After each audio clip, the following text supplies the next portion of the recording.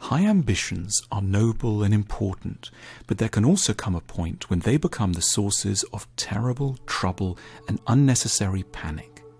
One way of undercutting our perfectionist impulses was pioneered by a British psychoanalyst called Donald Winnicott in the 1950s. Winnicott specialised in relationships between parents and children. In his clinical practice, he often met with parents who felt like failures, perhaps because their children hadn't got into the best schools, or because there were sometimes arguments around the dinner table, or the house wasn't always completely tidy.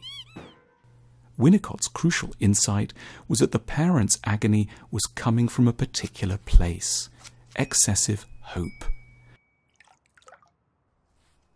Their despair was a consequence of a cruel and counterproductive perfectionism. So as to help them reduce this, Winnicott developed a charming phrase. His parents needed to feel that they were good enough parents. No child, he insisted, needs an ideal parent. They just need an okay, pretty decent, usually well-intentioned, sometimes a bit grumpy, but basically reasonable father or mother. Winnicott wasn't saying this because he liked to settle for second best, but because he knew from first hand the toll exacted by perfectionism, and realised that in order to remain more or less sane, which is a pretty big ambition already, we have to learn not to hate ourselves for failing to be what no ordinary human being ever really is anyway. The concept of good enough was invented as an escape from dangerous ideals. It began in relation to parenthood, but it can actually be applied across life more generally, especially around work and love. A relationship may be good enough, even while it has many dark moments. Perhaps at times there's little sex and a lot of heavy arguments. Maybe there are big areas of loneliness and non-communication.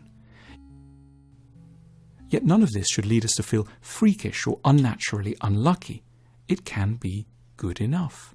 Similarly, a good enough job will be very boring at some points. It won't perfectly utilise all our merits, we won't earn a fortune, but we may make some real friends, have times of genuine excitement, and finish many days tired, but with a sense of true accomplishment. It takes a good deal of bravery and skill to keep even a very ordinary life going. To persevere through the challenges of love, work and children is quietly heroic. We should perhaps more often sometimes step back in order to acknowledge in a non-starry-eyed but very real way that our lives are good enough, and that this is, in itself, already a very grand achievement. Did you know that the School of Life is actually a place? 10 places, in fact, campuses all over the world, from Melbourne to London, Taipei to Istanbul, with classes and books and lots more. Please click on the link below to explore more.